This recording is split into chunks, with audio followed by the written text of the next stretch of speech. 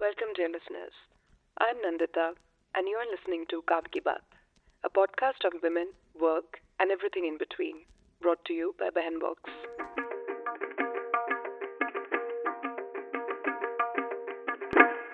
In this episode, we will talk about female labor force participation. According to the periodic labor force survey report released recently, the proportion of women engaged in the Indian labor force increased from 37% in 2022-23 to 41.7% in 2023-24. Shreya Raman and Behan here has done a brilliant analysis why one must not get excited about what seems like a step up.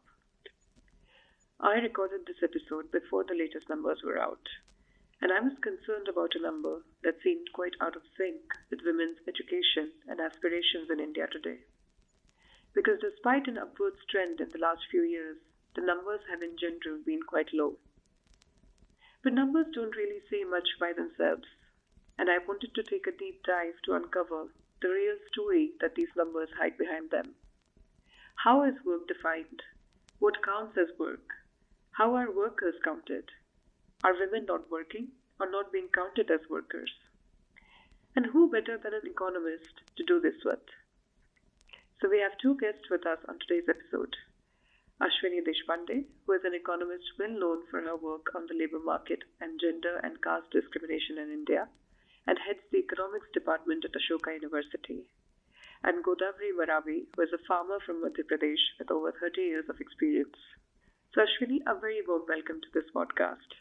And first of all, I wanted to ask you, when we talk about the fact that India was ranked 165th out of 187 countries in terms of female labour force participation in 2023, and also we know that India's female labour force participation rate is quite low, somewhere under 35%.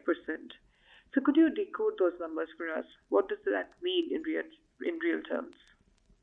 So thanks, Nandita. Thank you for having me on this podcast. One, just a factual correction that it's now, I think, either 38 or just under 40%, the latest figure for Indian female labor force participation. So basically between 17-18 to now, there's been an uptick in the female labor force participation rate. But your first point is absolutely valid, which is that for a kind of country with the GDP that India has, it definitely has lower rates of female labor force participation compared to all other countries with the same level of GDP. So that is an issue, but it has many different dimensions, and hopefully today we will delve into some of those aspects. But absolutely true that not just India, but basically if you look at two regions of the world, South Asia and Middle East and North Africa, the MENA region. These are two regions that have persistently low female labor force participation rates, in a global perspective. So when we say that just under 40% women are part of the female labor force participation, we mean those who are employed as well as those who are unemployed at the moment, but are willing to work. Correct. Right. And just in terms of if we look around in our families, in our communities, the sense we get is that women in our generation have more access to higher education than women in our mothers' or grandmothers' generations did. So then what is going on there? Like, are women more educated but are not part of the workforce and not using that education to work? That is correct. So if you look at female education attainment in terms of just quantity of education, which means numbers of years of education, there's been a rapid increase in female education in India, particularly over the last 2 decades. It's quite spectacular to the extent that the male-female gaps in educational attainment are rapidly declining across all states, across all communities. And that's been a very positive feature about India, whereas earlier you had very substantial gaps between male and female education rates. Those gaps are narrowing, and within a few years it might actually be that women's average years of education might even exceed men, because you do see that at the tertiary education level. which is college education and more, which is gross enrollment ratio of women, is can in some certain parts of the country is higher than that of men. And as professors, we see in our classrooms just the numbers of women in the classroom compared to the numbers of men. So that's a pretty spectacular development. And when we say women are not in the labor force, we should not assume that they are not in the labor force because they don't want to be in the labor force. We often conflate the two things. It is women are just dropping out. Women are not interested in working. We don't know that. All we know is that they are not in the labor force, right? I could be not in the labor force because I got disheartened looking for a job, and then I just decided, okay, I'm not going to get a job. So I'm not. When the surveyor comes to my house to interview me, at that moment I say, no, I'm not in working and I'm not looking for a job. But it doesn't mean that I dropped out of the labor force out of voluntarily. Some people might have, but not everybody. So when you see low labor force participation rates of women, we have to look at both sides of the labor market. So in economics, you talk about a demand and a supply of anything, right? So one is demand for people's work, demand for labor. So how many people do employers want to employ? That's the demand for labor.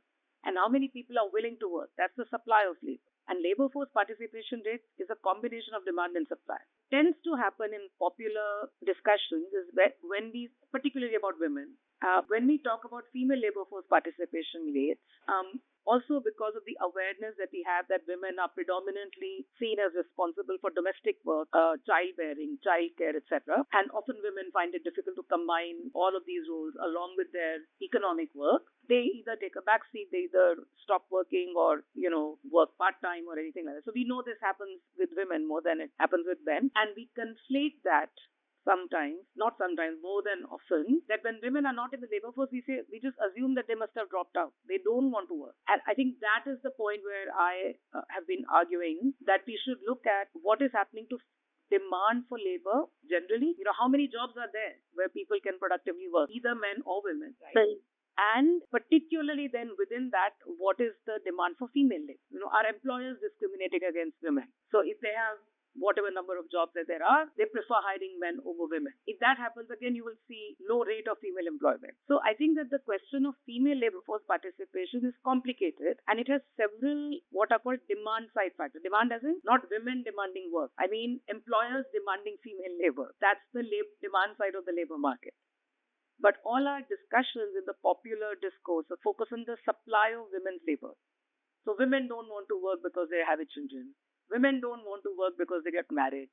Women don't want to work because there's a stigma associated with paid work. Women don't, and all of these reasons are, I'm not saying that they don't matter, but it's a combination of demand and supply that eventually then determines the labor force participation rate. In any society, there are many supply side factors, but the most important, and I think the only one that really determines low female labor force participation rate is the enormous inequality between men and women in terms of responsibility for household chores. So when it comes to childbirth, which is the actual act of reproduction, of course we know that the mothers are doing that. But pretty much anything after that, men and women biologically in all other ways are equally capable of doing, other than giving birth to a child and breastfeeding. Every other task, men and women are equally capable of doing it, but women do it disproportionately more. Women spend 10 times more hours compared to men on the entire range of domestic work, what is known as unpaid work. But in India, I'll come to the part of unpaid work a little bit. It's more complicated. And that is a real supply side constraint. So think about a woman who might possibly be able to work in a job, but which requires some commuting. Apart from the frictions that there are no buses, that there's, it's not easy to get from place A to place B, the fact that she is predominantly responsible for domestic chores automatically puts constraints on kinds of work that she can access, because she has to come back and do all the work. Before going, she has to do all the work. So that limits the number of jobs that she can access. That's the supply side constraint. That is women's ability to supply labor. On the demand side constraint, where are the jobs in rural India? What kinds of remunerative employment opportunities exist in rural India? It's agriculture and allied, so fishing, forestry, agriculture, horticulture, so that range of activities. That's one. Then for women, they can be Asha Anganwadi workers, they can be in the primary healthcare centers, school teachers. That's a very small segment of, very small number of jobs per village. And there's construction. But if you look at rural non-farm employment, rural manufacturing, there's hardly anything. And so a rural woman, if she has to work, she has to actually commute a long distance to the taluk center or to the district center. And that's for reasons that I just explained. It's very, very difficult. And then there's a larger picture question, which is about just overall joblessness in India. And, that affects men and women both. So men can migrate long distances in search of work. For women, it's not that easy. In urban India, additional supply side constraints like childcare, which in rural India is not that big of a constraint, because when you're working on a field, your child can just be playing, next to you, or go to school and come back on their own. You don't need to have a bus to pick up the child and all the rest of it. In urban India, you can't just leave the child at home and go away to work. So things like, childcare, etc., become a real constraint in urban India. And I'll just come to the rural-urban divide in a while, but just wanted to ask you, in what ways is the urban labor market discriminatory? Is there also discrimination where for the same job and for the same education qualification, men and women get paid differently, for instance? So again, just for the listeners, about 90% of India's workforce is in the informal sector. And the informal sector is not governed by a lot of these, regulations and laws.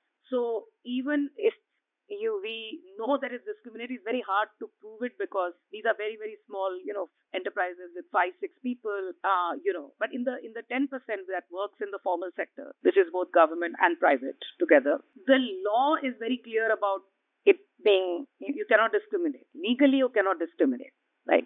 So if there is a person with the exact same job description and with similar qualifications, you have to pay them equally. However, what the employers can do is change the job description. So effectively, it can be the same work, but you would just call the woman's work something else, and then you can pay differentially. But in India, unlike in the West, at the topmost end of the salary structure, people who are in the managerial categories, etc., etc. Women who manage to reach that level, there is actually no pay gap for similar kinds of work. But of course, it's harder for women to get to that stage. That's true. And I'm not including CEOs here, because most of the CEOs are male.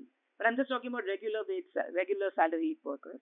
The gaps in India are higher at the lower end of the wage distribution. So the bottom, what is called a sticky floor versus a glass ceiling. So countries like India, China, certain southern European countries, they exhibit a sticky floor, and that is really in the informal sector, small enterprises, because it's very easy for employers of in smaller enterprises to kind of get away with paying differential salaries, because a lot of them they're off under the radar. But in urban India, one is genuine constraints in terms of non-availability of childcare, long commuting distances. So cities like Bombay, Delhi, etc., even 1.5 hour commutes are pretty common. And that again, if the woman is going to do the majority of the housework, but even get it done, even if you have a maid to do it, you have to get it done. And it's very hard for women to combine. Or if they combine, it's double, or what feminists have called the double burden, which is you work at your paid employment and then you work at home. So yeah, it adds to that. So the urban India, that's why you have urban labor force participation rates that are lower and have always been so than rural labor force participation rates for women. Even when the rural rates were declining, they were still higher than the urban rates. That's a feature of the Indian labor market. And maybe this is a good time to talk about the concept of unpaid work, because as you were explaining, there are various components and layers to it. So what does unpaid work by Indian context? So if you read the sort of mainstream literature or, discussions about unpaid work of women, a lot of that literature comes from the Western context, where unpaid work is synonymous with care work. So, it's domestic chores, but it's mainly caring for children, not so much caring for the elderly, because families are pretty much nuclear families in the West. But in countries like India, there are many more dimensions to unpaid. So first of all, when you look at domestic chores, the total number and the sheer volume of domestic chores in countries like South Asia is far higher than that in the West. Why? Because in South Asia, fresh meals are cooked every day, often 2-3 times a day. They may be small meals or they may be big meals, but they are freshly cooked. The concept of cooking in advance and refrigerating it and freezing it and all of that. That's a very, applies to a very tiny sliver of the population. Dishes are done several times a day. Dishwashers, it's not mechanized. So dishes are done, clothes are washed, homes are clean because we don't live in insulated homes. So, there's a lot of the natural elements, whether it's water or dust or whatever it might be. Most Indians don't possess the number of clothes that you would need to go without laundry, for a week. In the West, it's very common to do laundry once a week. So you have the laundry day, whereas in India, every day is laundry day, right? And so if you just add all this up, it is the volume of this amount of work is immense compared to the West. So that's the domestic chores part of it. Secondly, because of either actually having joint families or even if we are in a nuclear family, the responsibility of elderly care is often within the household, not so much institutionalized. And so there's, in addition to childcare, there's elderly care for your parents or for your in-laws. That's also within the household most of the time. And then, of course, the actual, when you actually have a child, the birthing of the child, taking care of the young child, etc., etc. So there is this domestic work and care work. That's one large part, and the quantum of that is much higher. And the gender gap in this work is extraordinarily high in India, which I mentioned earlier. Okay, now there is another dimension to unpaid work, which you don't find in developed monetized societies. So in rural India particularly, but also urban, there are often families earn a livelihood through family enterprises, not necessarily through working for a salary for somebody else.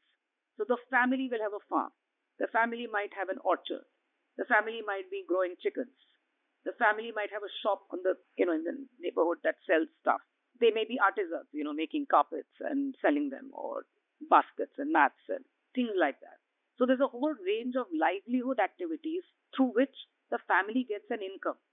That's their income earning activity. And both men and women participate equally, if not, and sometimes women participate more in these activities than men do. But the men will get counted as workers, and the women will not get counted as workers because it's seen as if it's a part of their domestic responsibility.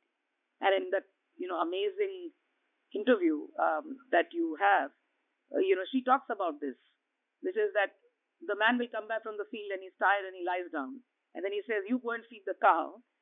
And that feeding the cow is actually, or whatever it is, other farm-related activities that need to be done at home. That's a farmer's job, but she's not going to get counted as a farmer, whereas he's going to get counted as a farmer. So a part of the low proportion, which is the first question you asked me, a part of the low proportion of female labor force participation is undercounting of women's economic work.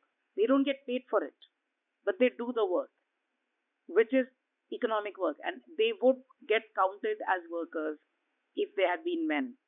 So the interview that Ashwini just mentioned is with Godavari ji, the farmer that I mentioned before. Let's hear what she has to say. Godavari ji, आपका बहुत-बहुत स्वागत है. थोड़ा सा अपने बारे में बताएं. जी, मेरा नाम गोदावरी मरावी है और मैं ग्राम बरगढ़ से हूँ. ग्राम पंचायत मेरा जाटगंजी है, जनपद पंचायत संगपुर, जिला डिंडोरी, संभाग मेरा जबलपुर है. मैं उत्तर प्रदेश की रहने वाली हूँ. मेरे परिवार में मैं बचपन से ही मैं पढ़ाई कर रही थी. उस समय तक से ही जानती हूँ मैं खेती का काम. अच्छा. और ससुराल में भी है, सब भी मेरे यहाँ खेत ही है. मेरे पति भी खेती का ही काम करते थे, तब से मैं खेती में ही जुड़ी हूँ. अच्छा, तो आपके परिवार की आमदनी का स्रोत खेती कृषि ही रहा है? हाँ.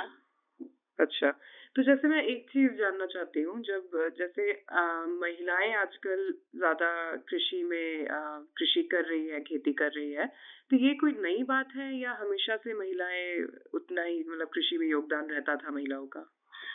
महिलाओं का हमेशा से ही कृषि में इतना मतलब योगदान था, पहले भी अभी भी है। मतलब पहले की अपेक्षा कम हुआ है, लेकिन पहले बहुत ज्यादा थी, तो बहुत समय लगता था। पहले परंपरागत तरीके से जो खेती कर रहे थे, वो 3 महीने लगभग उनको खेती में मतलब पूरा, जैसे पानी शुरुआत हुआ तो मक्के डाले, मक्के डालने के बाद फिर खेत में तेज रखते चली जाती थी महिलाएं अपने खेत में फिर जो कचड़े है उसको निकालती रही दिन भर।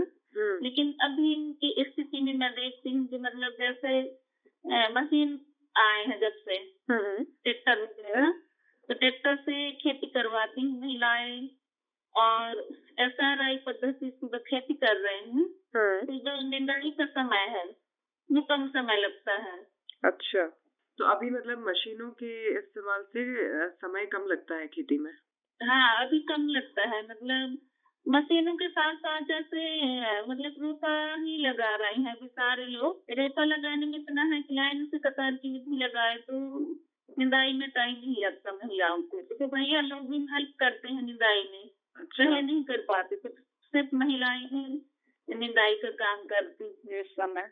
अच्छा, तो जैसे मतलब आप जो बता रही है कि महिलाएं हमेशा से इतना अपना समय और मेहनत देती थी खेती में, पर हम तो जैसे आम लोग पे जो शहरी लोग हैं ऐसा नहीं सोचते। जब हम किसानों के बारे में सोचते हैं तो हम एक पुरुष किसान ही हमारे मतलब दिमाग में आता है, तो ऐसा क्यों है? पुरुषों का काम तो मैं बता रही हूँ कि मतलब पुरुष का काम सिर्फ हल ही चलाना था पहले भी, अभी भी वही करते हैं, लेकिन अभी थोड़ा सा हेल्प करते हैं, बस हो गया। नहीं, हल चलाए, बुआई की, इसके बाद उनका कोई काम नहीं रहता था। निंदाई करना, खेत पे जाना, गाय वगैरह जो चल जाते हैं उनके देखना, सेव करना, पूरे महिलाएं ही जिम्मेदारी थी। पूरे मतलब फसल डलने से लेकर पूरा कटाई उपज तक। अच्छा तो लेकिन आपको ऐसा लगता है कि जब महिलाएं कृषि में इतना मतलब उनका योगदान रहता था, तो महिलाओं को किसान के रूप में जाना जाता है या ऐसा सोचा जाता है कि महिलाएं बस हाथ बटाती है? महिलाओं को अभी तक कोई किसान का दर्जा नहीं दिया जाता। अभी भी महिलाएं बहुत कुछ हम लोग मतलब समूह के माध्यम से समझ बनाए हैं, तो अपने आप को हम किसान हैं करके बोल रहे हैं। लेकिन बस भैया ही किसान है या मुखिया भी समझ रहे हैं कि मतलब परिवार में कोई भी कटिंग है पुरुष है, इसी को समझते हैं सभी लोग। अच्छा, और ऐसा क्यों है? आपको क्यों लगता है ऐसा है? ऐसा इसलिए है कि मतलब जो सोच है बहुत पहले से ही कि महिलाएं सिर्फ काम करने वाली हैं, घर के ही काम करती हैं, महिलाएं कोई मुखिया नहीं है। महिलाओं का काम है घर पे काम, खाना बनाना, खेत पे जाना, काम करना, लकड़ी लाना, जो भी मतलब है महिलाओं का काम, वो उनकी जिम्मेदारी है, वो करते हैं। ऐसा महिलाओं की भी समझ है और सभी मतलब लोगों का समझ बना हुआ है, इसलिए समझते हैं कि हम कोई मतलब मुखिया नहीं है, हम किसान नहीं है, हमारी जिम्मेदारी है बस काम करना। अच्छा, तो काम करती है महिलाएं लेकिन खुद को किसान का दर्जा नहीं देती, ना दूसरे लोग देते हैं ना महिलाएं खुद भी नहीं देती। So for our listeners who do not understand Hindi, when I asked Godavari ji if women contribute to agriculture now more than they did before, she says that women used to spend longer hours in the fields when agriculture was done following traditional methods. But the use of machines and tractors and the SRI method, which is a method which increases yield while using fewer resources, it has all led to saving time for women in agriculture. In fact, describing the different steps involved in agriculture, she says that now, because of the less time-consuming processes, even men are able to help with the weeding, while earlier women used to do it all by themselves. It's quite fascinating to hear the use of the term help for men helping women in agriculture, while in popular imagination, I think we think the other way around. So traditionally, the only task that men were responsible for was plowing the fields, because plowing is seen as a physically intense activity. And even now, that continues to be the case. But the rest of it largely falls on the women, looking after the fields right from when crops are sown to when they are harvested. And along with the group she works with, Pradan, that is actually a wonderful NGO that works with India's rural poor amongst 7 of the poorest states in the country on issues of agriculture, livelihood, and gender equality. They're trying to build awareness among rural women to recognize themselves as farmers. Unfortunately, until now, only the head of the family, which is a man, is recognized as a farmer. And so, just for that, then you will see female labor force participation rates are higher. Of course, counting men doesn't mean that they get a status in the enterprise or in the family, or they get to decide on how the money is going to be spent. So all those issues still remain, even if their work is counted. But as it turns out, it's not counted. So that's part of the reason of the low female labor force participation in South Asia is that this work is not getting counted. No, that's what I found most striking about talking to Godavari ji, when she says that she's worked as a farmer for 32 years and she put in 12 hours or more than 12 hours a day in her farm, but women around her, all the women farmers, they're not recognized as farmers. And so that's very interesting, right? Because just before you mentioned that the rural labor force participation rate has always been higher than the urban rate in India. So which means it's basically these women farmers who are largely responsible for it, right? Because they've been doing the household chores, they've also been working in their farms. So they have been at the brunt of this double burden while not being recognized as workers.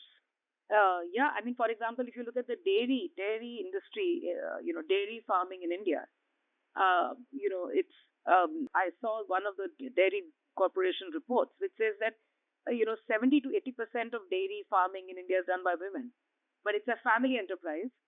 So it's not very clear how many of those women get counted as dairy farmers, right? And then you look at the dairy farming cooperatives, or when you look at, things like Amul, Manthan, etc. These movies, you see those women, who are a part of the cooperative, but poultry, dairy, livestock, basically taking care of animals. So when in rural families, it's children, elderly, and animals. All the care work is seen as the woman's job.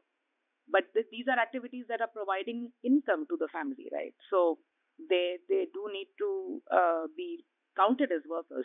Yeah, and that I want to bring in another dimension of this that is not often talked about, which is that when women are not seen as earners or income generators, especially not primary earners in their family, then that also affects their right to own property. So land in the rural context, but also even if I look at my cousins, my friends who are married, like ownership of property after marriage becomes a huge issue, right? It's not just because you have a job you may be earning, but you still don't seem to have the right to own assets in the household. And how does that connect to this perception of women not being seen as earners? So even in families where women are earning, the perception that it's a secondary, it's like the male breadwinner kind of a model. So if the woman is earning, her income is seen as secondary, and that lowers their ability to have a say in decision making about how the money should be spent, even money that they earn themselves. A lot of women who are earning will think of that money as household income, which needs to be spent on children or whatever family, needs there are. But even in rural India or urban India, men don't, when they get a salary, they don't necessarily ask their wives or, about how we should be spending their money. If they ask, that's good. But if they decide jointly, that's good. But you'll find in a lot of families that they may not consult their wives when they are taking decisions about the money. I was doing a field work in Maharashtra some years ago on the self-help groups and women involved in self-help groups, and these are very poor women who earn paltry amounts, and it's actually very moving how much those days. I'm talking about 2013.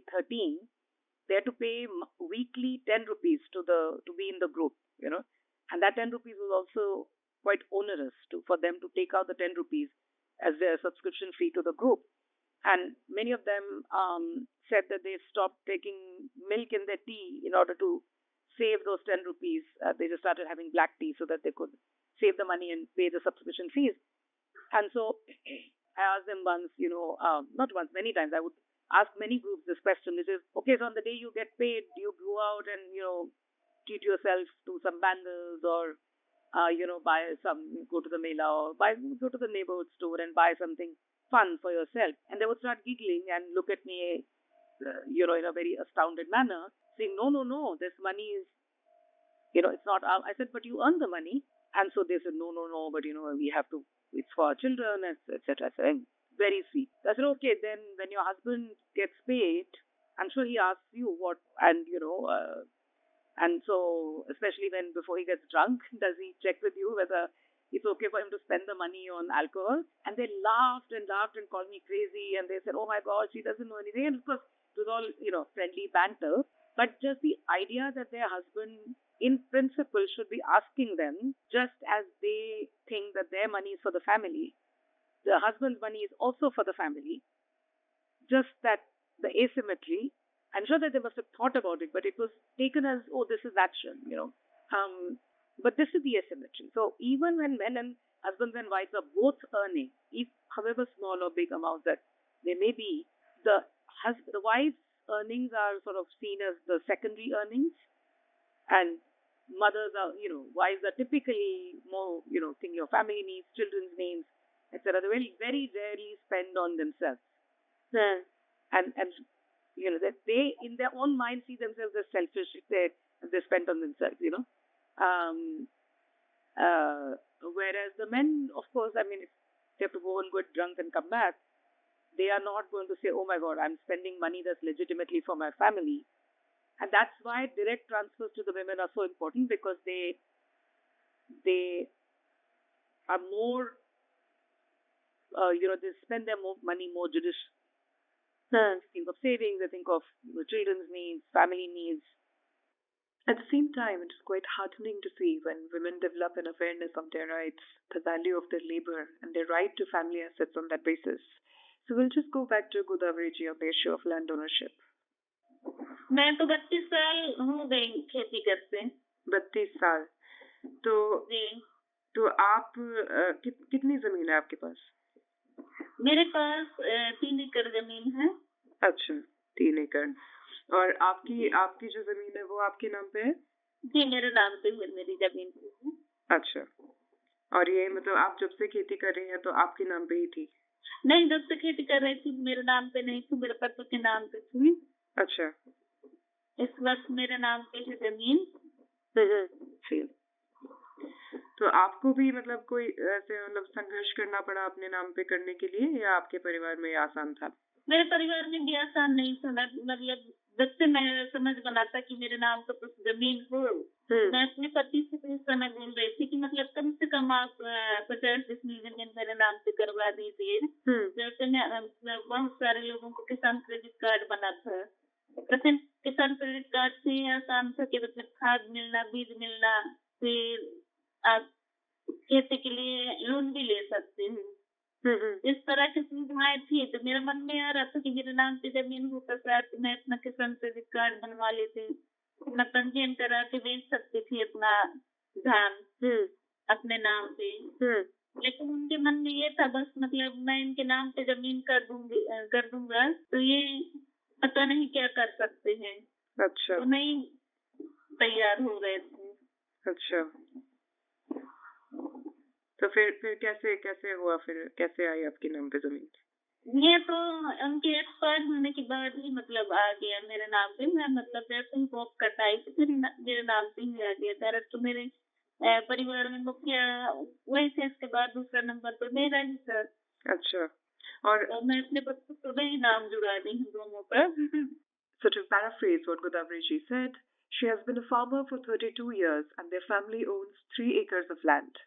And since she developed the awareness that it is important for women to own land, she had been asking her husband to transfer at least 50 decimal of land in her name so that she could take advantage of government schemes for farmers such as farmer credit cards or take out loans from the bank for helping with agriculture. If she had land, she could also sell the harvest in her name.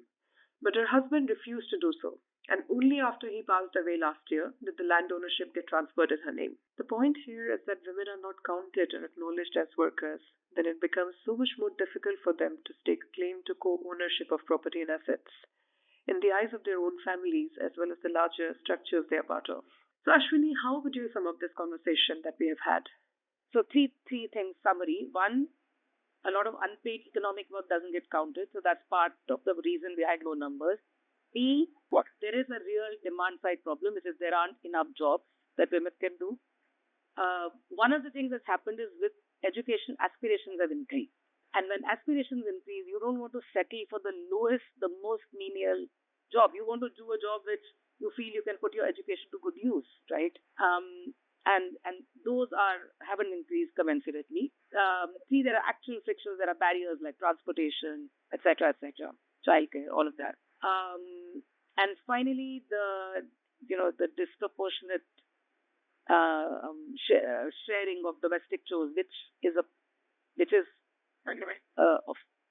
phenomenon on which the needle has not really shifted. So while you mentioned some other ways in which the society around us seems to be changing, I think the distribution of household labor is one area where more work is needed. Yeah, absolutely. I mean, many ways in which, so for example, if you look at I'm giving you some macro indicators. So if you look at infant mortality rate, children dying within 0 to 1 year or 0 to 5 years, that has come down dramatically in India. Okay, that was one of the reasons why birth rates used to be high earlier, because we just didn't know whether the child is going to survive till adulthood. And now you have total fertility rates at 2.1, which is replacement level, right? And in urban India, it's 1.9, lower than replacement level. So, it's a large base of population, but it's going to start stabilizing really soon. So fertility rates have come down, which means women are not locked in childbirth for decades in their lives. Those who choose to have children will have 1 or 2 children max, and that's it. So you are done with your childbirthing, responsibilities if you want to have kids. And women are couples are choosing to go childless as well, right? So you see that tiny but a phenomenon in urban India. So infant mortality has come down. Maternal mortality has come down dramatically. So the probability of the woman dying during childbirth has dramatically come down, particularly if you compare it to the income level at which India is. So India has achieved remarkable decline in that feature. Remarkable increase in female education. Age at marriage is increasing. Age at first childbirth is increasing. Sex ratio at birth, which is an indicator of son preference, is not ideal yet, but it's improving. Gender gaps in education are declining. So, these are very big picture trends which in other countries are associated with increase in female labor force participation, but not in India. Which is why I think the demand side story is so important. Why is it that in India, all of these, despite the presence of these very enabling features, which elsewhere in the world almost always lead to increase in female labor force participation? What we can take away from this conversation is that the number is quite complex and it needs a lot of unpacking, right? So even if you say just under 40% of women are currently part of the labor force in India, that is indeed a very complex number. It is not all bad news, from what I understand. I mean, it's bad news in the sense that the labor force participation rate, which is women in paid employment on a regular basis, should be higher than 40% for India's income level. So in that sense, it is bad news. But when you unpack the 40% number, or you try to think of what is not getting counted, that makes it a little bit. So if you did count unpaid economic work, it would be more than 40%. But of course, do we want women to be unpaid? No, we don't want, right? So then the 40% number does make, what I'm trying to say is that what I'm arguing, or what I'm trying to say is that if 40% is female labor force participation, it is not true that the 60% who are not currently counted as in the labor force have no engagement with the economy. That's not what is happening. Mm. So we need to move the conversation a bit to recognizing women's work. Exactly. Absolutely. Recognizing and remunerate, that they should be paid or have a share in the household earnings if it's a household work. So A, recognize women's work.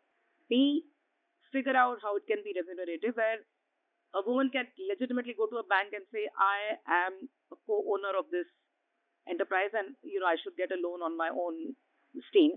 And along with recognition of women's economic pay work, we have to also recognize the women's unpaid care work. the other part and reduce that and redistribute that. I think that's a very, very, very, these are two sides of the same coin, and I think that's a perfect way to end our conversation. Like a lot to take away from it. Thank you very much, Ashwini. Thank you, Nandita. Pleasure talking to you.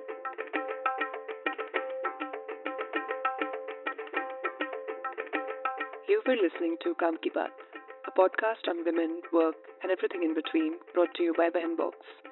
Thank you for listening, and if you liked it, please do share with your friends.